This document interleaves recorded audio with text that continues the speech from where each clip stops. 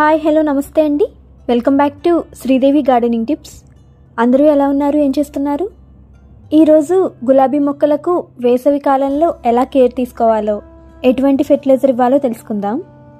అన్ని పోషకాలు గులాబీ మొక్కకు అందించే ఒక లిక్విడ్ ఫెర్టిలైజర్ని మీకు చూపించబోతున్నాను. స్థూల సూక్ష్మ పోషకాలు అంటే మ్యాక్రో అండ్ మైక్రో న్యూట్రియంట్స్ అంటారు కదా, అవన్నీ కూడా ఒక ఫెర్టిలైజర్ ద్వారా మీ గులాబీ మొక్కకు అందించవచ్చండి. ఆలస్యం చేయకుండా ఆ ఫెర్టిలైజర్ ఏంటో, దాన్ని గులాబీ మొక్కలకు ఎలా ఎంత మోతాదులో ఇవ్వాలో తెలుసుకుందాం. Let's get started.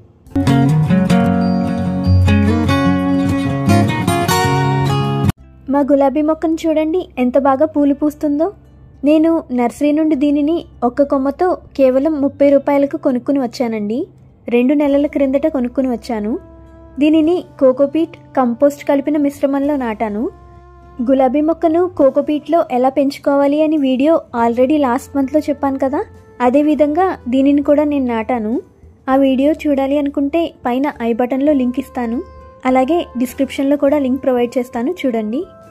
వేసవి కాలంలో గులాబీ మొక్కను కాపాడుకోవడం చాలా కష్టం కదండి. ఈ సీజన్లో చాలా గులాబీ మొక్కలు చనిపోతుంటాయి. వీటి ఎదుగుదల కోసం కెమికల్ ఫెర్టిలైజర్స్ కూడా ఎక్కువ వాడలేం ఈ సీజన్లో. ఎందుకంటే వేసవిలో ఎండలకు క్లైమేట్ అంతా చాలా వేడిగా ఉంటుంది.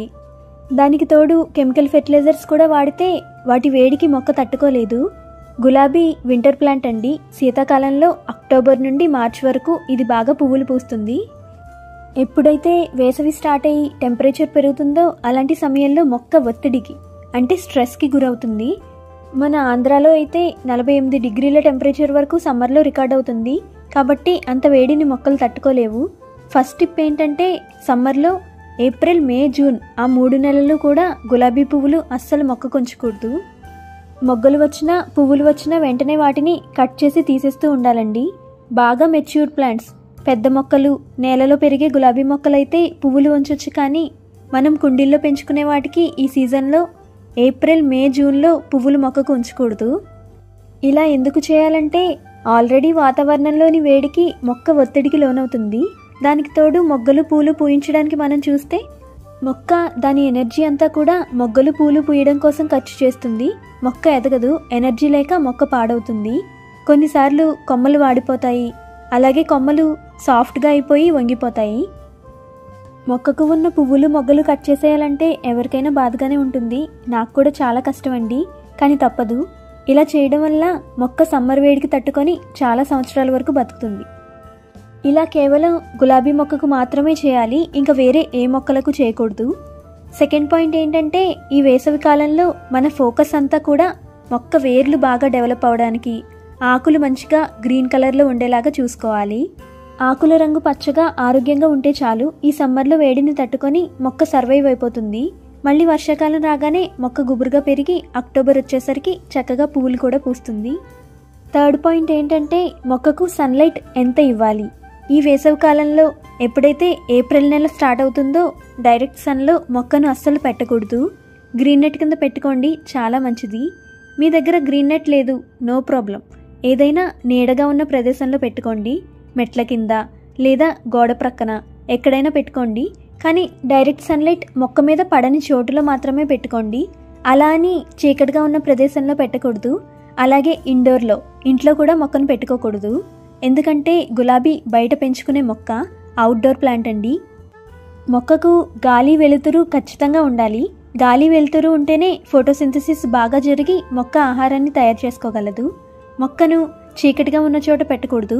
బ్రైట్ లైట్, వెలుతురు బాగా ఉండాలి, కానీ ఎండ మొక్కకు తగలకూడదు. అలాంటి ప్లేస్లో పెట్టుకోండి. 4వ టిప్ ఏంటంటే మిస్టింగ్. చాలా మందికి కన్ఫ్యూజన్ ఉంటుంది.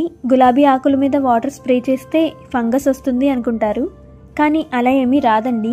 శీతాకాలంలో అయితే మిస్టింగ్ అసలు అవసరం ఉండదు.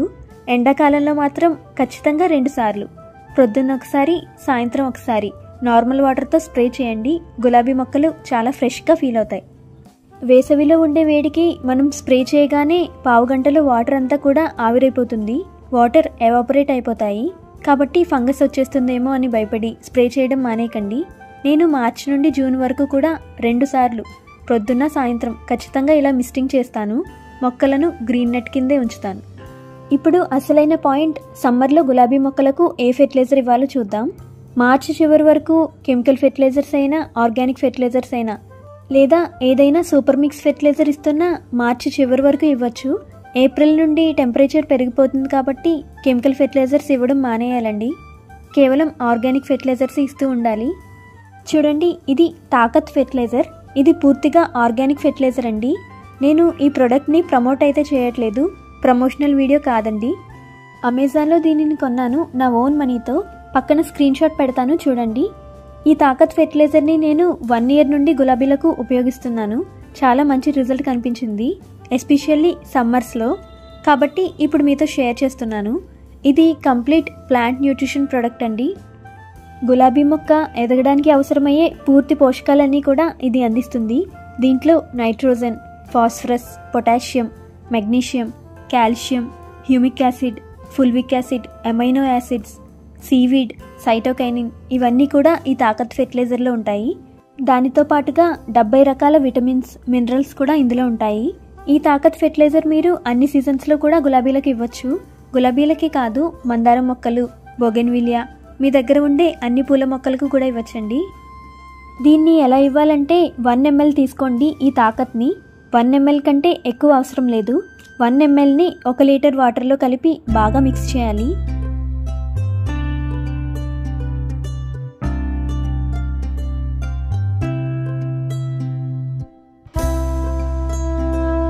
ఫెర్టిలైజర్ వాటర్లో బాగా కలిసిన తర్వాత ఈ 1 లీటర్ వాటర్ని నేను 3 గులాబీ మొక్కలకు ఇస్తాను. ఇలా కుండీలో వేర్ల దగ్గర ఈ వాటర్ని వేసేయడమే. 300 ml చొప్పున ఒక్కో మొక్కకు ఇవ్వాలండి. ఏ మీడియాలో పెంచుకునే గులాబీ మొక్కలకైనా ఇవ్వచ్చండి. కొంతమంది నాలాగా కోకోపీట్లో గులాబీలను పెంచుతారు, మరికొందరు మట్టిలో పెంచుతారు, మరికొందరు సిండర్ మీడియాలో పెంచుతారు. మీరు ఏ మీడియాలో పెంచినా దీనిని ఇవ్వచ్చండి. ఇలా మీరు 15 రోజులకు ఒకసారి ఇస్తే చాలా మంచి రిజల్ట్ వస్తుంది.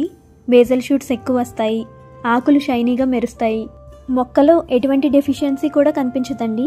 వింటర్లో అయితే ఈ తాకత్ 1 ml తీసుకొని దానితో పాటు same ratio NPK fertiliser 20:20:20 2 grams తీసుకొని 1 లీటర్ వాటర్లో కలిపి 10 రోజులకు ఒకసారి ఇస్తే పూలు చాలా బాగా పూస్తాయండి. ఎన్పీకేతో కలిపి వింటర్లో రైనీ సీజన్లో మాత్రమే ఇవ్వాలి. సమ్మర్లో మొక్కలకు ఇచ్చేటప్పుడు ఎన్పీకేని కలపకండి, కెమికల్ ఫెర్టిలైజర్ కదా, అందుకని వద్దు అంటున్నాను. మార్చి ఎండింగ్ వరకు తాకత్ ప్లస్ ఎన్పీకే కలిపి ఇవ్వచ్చు.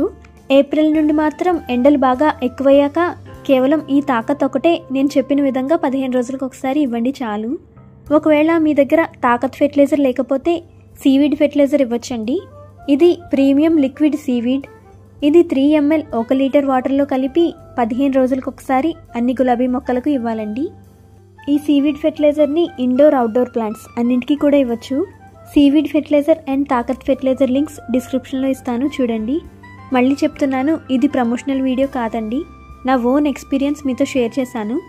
సమ్మర్లో గులాబీ మొక్కలకు సంరక్షణ ఏ విధంగా చేయాలి, ఫెర్టిలైజర్ ఏమి ఇవ్వాలి అని తెలుసుకున్నారు కదా. వీడియో మీకు నచ్చితే లైక్ చేసి షేర్ చేయండి. మీరు చిన్న లైక్ చేస్తే నాకు ఎంకరేజ్మెంట్గా ఉంటుంది. మరిన్ని ఇంట్రెస్టింగ్ వీడియోస్ మీ ముందుకు తీసుకురాగలను. అలాగే ఛానల్ని సబ్స్క్రైబ్ చేసుకుని పక్కనే ఉన్న బెల్ ఐకాన్ని క్లిక్ చేస్తే నేను పెట్టిన వీడియోస్ అన్నీ మీ మొబైల్లోకి మిస్ అవ్వకుండా వచ్చేస్తాయి. Happy gardening, bye.